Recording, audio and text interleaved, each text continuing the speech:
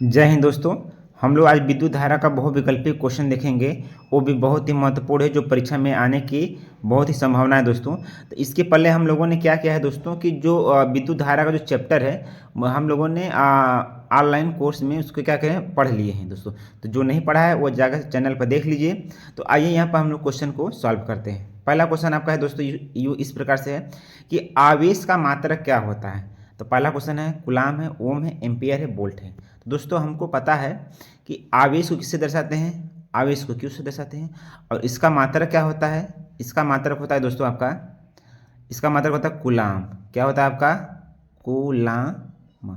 दोस्तों इसका पहला, इसका कौन सा आंसर सही है, इसका पहला आंसर क्या है दोस्तों, सही है। आइए हम दूसरा क्वेश्चन की तरफ बढ़ते हैं। आवेश कितने प्रकार के दोस्तों, मैंने आप लोगों को बताया था दोस्तों कि जो आवेश होता है आपका, आवेश जो होता है दोस्तों वो दो प्रकार का होता है। कितने प्रकार का होता है आपका, दो प्रकार का। एक है धन आवेश और एक हो गया आपका ऋण आवेश। तो आवेश कितने प्रकार का होता है दोस्तों, आपका दो प्रकार का होता है। आइए अगला क्वेश्चन देखते हैं हम लोग। यह दोस्तों, विद्युत धारा का सूत्र क्या होता है, विद्युत धारा का सूत्र क्या होता है। तो मैंने दोस्तों बताया था आप लोगों को कि आवेश प्रवाह का जो दर होता है विद्युत धारा कहलाता है। मतलब आई, विद्युत धारा को आई से करते हैं और आवेश ऊपर रहेगा और टी कहाँ रहेगा, नीचे रहेगा। तो आवेश प्रवाह का जो दर होता है वही आपका क्या कहलाता है, धारा कहलाता है। इसमें से ऑप्शन नंबर देखिएगा, आई बराबर क्यू अपान टी दिया, दूसरा क्यू बराबर आई अपान टी दिया है, क्यू बराबर यानी दिया, चौथा आपका दिया है नन। इसमें से पहला ऑप्शन सही है, आई बराबर के क्यू अपान के टी। दोस्तों आपका पहला क्वेश्चन आपका क्या है, सही है। ठीक, आइए अगला देखते हैं दोस्तों। विद्युत धारा का मात्रक क्या होता है, विद्युत धारा का मात्रक क्या होता है। आइए इसको देखते हैं। अभी दोस्तों मैंने बताया ना, विद्युत धारा का मात्रक आई बराबर होता है आपका क्यू बटा के होता है टी। तो इसका एक मात्रक होता है एम्पियर होता है, इसका एक अन्य मात्रक होता है एम्पियर। दोस्तों आपकी जानकारी के लिए बता दूं, इसका एक और मात्रक होता है, क्यू का मात्रक होगा आपका कूलाम, कूलाम, सी से होता है कूलाम और टी से होता है आपका सेकेंड। कूलाम बटा कितना हो जाएगा आपका सेकेंड, ये आपका क्या हो जाएगा मात्रक। तो इस दोस्तों का चौथे का जो आंसर है आपका क्या हो जाएगा, पहला एम्पियर। अगला क्वेश्चन देखते हैं दोस्तों। विद्युत विभव का मात्रक क्या होता है, विद्युत विभव का मात्रक क्या होता है। तो आइए इस क्वेश्चन का हम लोग आंसर देखते हैं कि क्या होता है विद्युत विभव। तो विद्युत विभव भी बराबर होता है आपका डब्ल्यू बटा के होता है आपका क्यू होता है। तो इसका एक मात्रक होता है जूल, कार्य का मात्रक जूल और प्रति अब कितना हो जाएगा कूलाम। अब इसका मात्रक क्या होता है, जूल प्रति कूलाम हो गया। या तो इसका एक अन्य मात्रक है जिसको हम लोग बोलते हैं वोल्ट, क्या कहते हैं हम लोग, वोल्ट कहते हैं दोस्तों। तो इसमें से देखिए पांचवा में कौन सा सही है, एम्पियर है, ये नहीं है, ओम नहीं है, वोल्ट ये सही है आपका, और कूलाम तो आवेश का मात्रक। तीसरा ऑप्शन सही है आपका, क्या है तीसरा ऑप्शन क्या आपका सही है दोस्तों। चलिए आगे बढ़ते हैं। विद्युत विभव का सूत्र क्या है। अब आपको इसमें से बताना, अभी तो मैंने लिखा जस्ट दोस्तों कि विद्युत विभव का मात्रक क्या होता है। तो बस ये भी बराबर क्या होता है डब्ल्यू बटा के क्यू, ये आपका विद्युत विभव का क्या होता है सूत्र होता है। अभी मात्रक हम लोगों ने देखा, इसका मात्रक क्या होता है आपका वोल्ट होता है, क्या होता है इसका वोल्ट। ठीक, आइए अगला देखते हैं। प्रतिरोध का मात्रक क्या होता है दोस्तों, प्रतिरोध। तो प्रतिरोध का मात्रक यहाँ से हम लोग समझेंगे दोस्तों कि क्या होता है प्रतिरोध। देखिए प्रतिरोध होता क्या है, प्रतिरोध का मतलब होता है जो धारा का विरोध करे उसे हम क्या कहते हैं, धारा का क्या करे, विरोध करे। धारा का जो विरोध करता है वही क्या कहलाता है प्रतिरोध। तो प्रतिरोध को दर्शाते हैं किसे हम लोग, कैपिटल आर से दर्शाते हैं। ठीक, तो अब इसका देखिए मात्रक होता है, प्रतिरोध का मात्रक होता है ओम। क्या होता है आपका ओम। ओम को एक संकेतांक से द्वारा दर्शाते हैं, इसके इस द्वारा क्या करते हैं संकेता, जिसका चिन्ह यही है ओम। तो इसमें से देखिए सातवां का ओम, एम्पियर, जूल, कूलाम। एम्पियर धारा का मात्रक है, जूल कार्य का मात्रक है, कूलाम आवेश का मात्रक है। तो एक बचा आपका पहला जो किसका मात्रक होता है, प्रतिरोध का। ठीक, आइए दोस्तों अगले क्वेश्चन की तरफ देखते हैं। प्रतिरोध का सूत्र क्या होता है। अब देखिएगा आपका आ गया, देखिएगा प्रतिरोध का सूत्र क्या होता है, आइए आपको समझा देते हैं।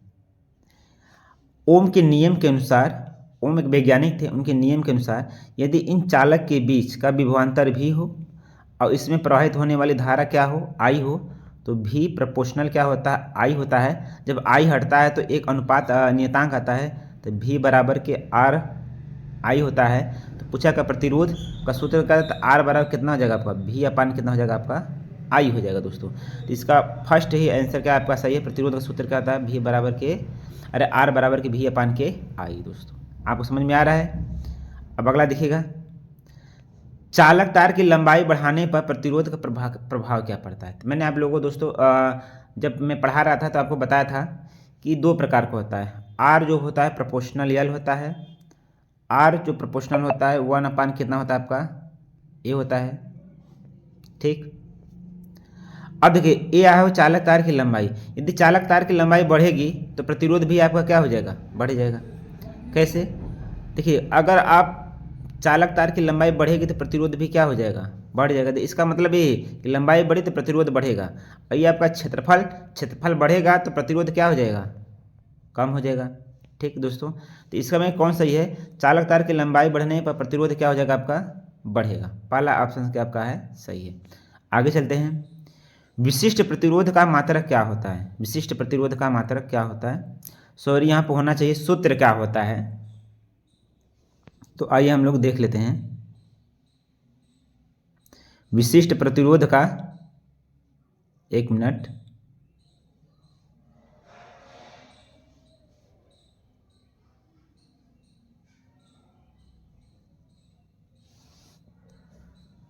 चलिए आइए दोस्तों, हम लोग चालक तार की लंबाई बढ़ने पर क्या प्रभाव होता है, क्या बोले हैं आप, हाँ ये तो हो गया। बोला विशिष्ट प्रतिरोध का मात्रा, विशिष्ट प्रतिरोध का सूत्र यहाँ पर दिया है, वो मिस्टेक हो गया है। अब जरा ध्यान देखिए कैसे होता है। जो आर होता है प्रोपोर्शनल होता है एल के, जो आर होता है प्रोपोर्शनल होता है 1/के ए के। जब दोनों को मिलाएंगे तो आर प्रोपोर्शनल यल अपान कितना हो जाएगा, ए हो जाएगा। जब ये हटता है तो एक नियतांक आता है, आर बराबर के रो पढ़ते हैं इसको, एल अपान कितना हो जाएगा आपका, ए हो जाएगा दोस्तों। तो यहाँ पे क्या हो जाएगा आपका, तो रो बराबर क्या हो जाएगा आपका, रो बराबर आर ए अपान के हो जाएगा, एल हो जाएगा दोस्तों। क्या हो जाएगा, आर ए बटा के एल। तो इसमें देखिएगा आर ए अपान के एल कहाँ पर है, आर ए अपान के एल। क्वेश्चन प्रश्न 2 आपका क्या है, सही है दोस्तों। आइए अगला क्वेश्चन देखते हैं। दिया ओम के नियम में विभव और धारा के बीच खींचा गया ग्राफ क्या होता है। मैंने आपको बताया था कि विभव और धारा के बीच जो खींचा गया ग्राफ होता है ऐसे होता है। तो इधर भी होता है, इधर क्या होता है आपका आई। तो ये आपका क्या होता है, एक सरल रेखा होता है। तो आर बराबर क्या होता है, भी अपान कितना होता है आपका, आई होता है। तो आर बराबर, तो ये आपका क्या है, एक सरल रेखा है। तो ओम के नियम में विभव और धारा के बीच में खींचा गया ग्राफ क्या होता है, एक सीधी रेखा में आता है। तो इसका क्वेश्चन नंबर पहला ही सही था दोस्तों। तो आइए अगला क्वेश्चन देखते हैं हम लोग। श्रेणी क्रम संयोजन का सूत्र क्या होता है दोस्तों। श्रेणी क्रम संयोजन का सूत्र क्या होता है, तो आइए इसे समझ लेते हैं। श्रेणी क्रम का मतलब होता है दोस्तों, श्रेणी क्रम का मतलब होता है कि ऐसे देखिए,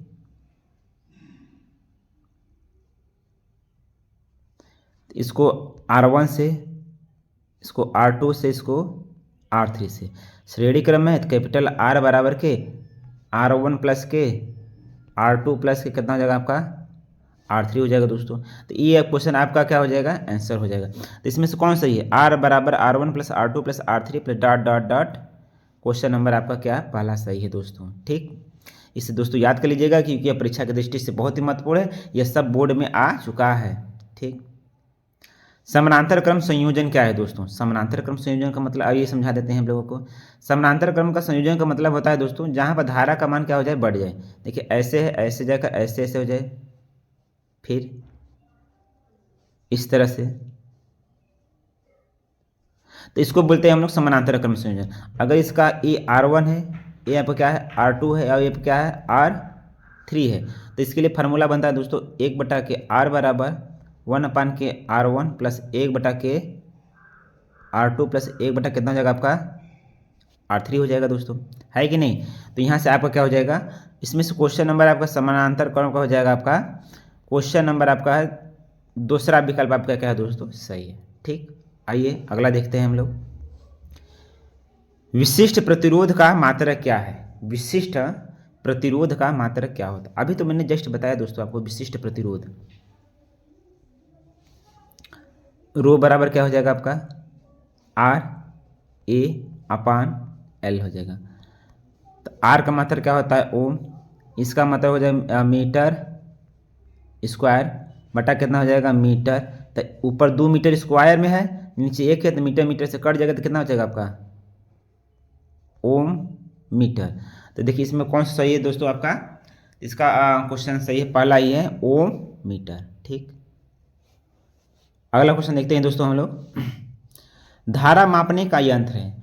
इसमें पूछा गया है दोस्तों कि आप धारा किसकी सहायता से माप सकते हैं। धारा को मापने के लिए हम लोग किसका प्रयोग करते हैं दोस्तों, आप लोग कभी देखिए, अभी मशीनों से हम गए तो एक ऐसा यंत्र होता है जिस पर लिखा होता है, ऐसे लिख करने के बाद इस पर लिखा होता है ए, और ऐसे काटा बना होता है जिसको बोलते हैं हम अमीटर। क्या बोलते हैं हम लोग, अमीटर। ठीक, तो विशिष्ट प्रतिरोध धारा मापने का यंत्र है आपका दोस्तों अमीटर, जो बहुविकल्पी नंबर दूसरा सही है। ठीक, आगे बढ़ते हैं। आइए, विभव मापने का यंत्र का क्या नाम बोलते हैं दोस्तों, वही है आपका आ गया। फिर जैसे कि हम लोग जाते हैं तो बोल्ट नापता है, तो इसका यहाँ पर ऐसे लिखा रहेगा, यहाँ पर भी लिखा रहता है, तो यहाँ पर एक यंत्र लिखा रहता है, यहाँ पर पाठ्यांक लिखा होता है। तो इसका मात्रक विभव नापने का जो मात्रक आपका है बोल्ट मीटर, क्या आपका है, ऑप्शन नंबर चौथा आपका क्या है दोस्तों, सही है। ठीक, आइए आगे आते हैं। समानांतर क्रम में किसका बंटवारा होता है? समानांतर क्रम में किसका बंटवारा होता है दोस्तों, तो आइए हम आपको यहाँ समझा देते हैं कि ए आपको हो गया, यहाँ से ऐसे ऐसे दोस्तों ये प्रतिरोध हो गया, यहाँ पर प्रतिरोध लगा हुआ है, यहाँ पर ऐसे प्रतिरोध। अब देखिएगा, अगर कोई धारा यहाँ से आएगी तो इधरों चला जाएगा, इधरों चला जाएगा, इधर भी चला जाएगा, तो धारा बढ़ गई कि नहीं बढ़ गई, तो इसमें किसका बंटवारा होता है, धारा का। समानांतर क्रम में किसका बंटवारा होता है दोस्तों, धारा का। तो ऑप्शन नंबर क्या आपका है, सही है। समानांतर क्रम में हमेशा किसका बंटवारा होता है, धारा का। आइए अगला क्वेश्चन देखते हैं। श्रेणी क्रम में किसका बंटवारा होता है दोस्तों, तो यहाँ फिर से समझ लेते हैं, आइए देख लेते हैं। श्रेणी क्रम का मतलब दोस्तों ऐसे, ये आपका कौन सा क्रम है, श्रेणी क्रम। अगर इसमें धारा जाएगी तो देखिएगा, अगर इसमें धारा जाएगी तो इसमें भी वही रहेगी, इसमें भी वही रहेगी, इसमें वही रहेगी, तो धारा का मान नहीं बढ़ता है, धारा का मान नहीं बढ़ता है, लेकिन विभव का मान क्या होता है, बढ़ता है। यहाँ पर V1 होगा, यहाँ V2 होगा, यहाँ पर क्या होगा, V3। तो मतलब श्रेणी क्रम में इसका भी बंटवारा होता है, तो विभवांतर का ऑप्शन नंबर क्या दोस्तों आपका क्या है, पहला सही है। ठीक, अगला देखिए, जो इलेक्ट्रॉन त्यागता है वो क्या कहलाता है। स्वाभाविक से मैंने बताया था इलेक्ट्रॉन आवेश कितने प्रकार के होते हैं, तो आवेश 2 प्रकार के होता है दोस्तों। एक आपका धन आवेश होता है, एक आपका होता है ऋण आवेश। एक पदार्थ जो इलेक्ट्रॉन त्यागता है वो आपका कहलाएगा धन आवेश, और जो इलेक्ट्रॉन को ग्रहण करेगा वो आपका क्या कहलाता है, ऋण आवेश। तो जो इलेक्ट्रॉन त्याग रहा है दोस्तों वो आपका क्या हो जाएगा, धन आवेश। ऋण आवेश होगा नहीं, उदासीन होगा नहीं, विभव होगा नहीं। यहाँ पर आपका ऑप्शन नंबर 2 सही है, क्या होगा आपका, धन आवेश। आइए दोस्तों अगला क्वेश्चन देखते हैं हम लोग। 2 ओम दिया है, 2 ओम, 3 ओम, 4 ओम के 3 प्रतिरोध श्रेणी क्रम में लगे हैं। तो आइए इसको हम इसका आंसर बता देते हैं दोस्तों, कितना आएगा। दिया है कि कितने कितने हैं दोस्तों, तो R बराबर R1 बराबर कितना ओम, 2 ओम। चलिए ठीक है। R2 बराबर कितना आपका है, 3 ओम। और R3 बराबर कितना आपका है, 4 ओम है, 4 ओम है दोस्तों। पूछा है कि तुल्य प्रतिरोध, तो बस सीधे क्या कर दीजिए, R बराबर के R1 plus R2 plus R3। दोस्तों सोच के देखिए कि अगर सभी को हम लोग जोड़ेंगे तो 2 2 3 3 2 5 और 5 में 4 जोड़ेंगे कितना हो जाएगा आपका दोस्तों, हो जाएगा आपका 9। तो यहाँ पर ऑप्शन नंबर क्या हो जाएगा दोस्तों, 9 ओम आपका क्या हो गया दोस्तों, ये आपका आंसर। दोस्तों यह आप लोगों के एग्जाम की दृष्टि से बहुत ही महत्वपूर्ण है। जो यह बताया गया दोस्तों, ये सुपर कोचिंग सेंटर की तरफ से बनाया गया एक PDF था जो आप लोगों के लिए था। तो दोस्तों आशा है कि आप लोगों को समझ में आया होगा। जय हिंद, जय भारत।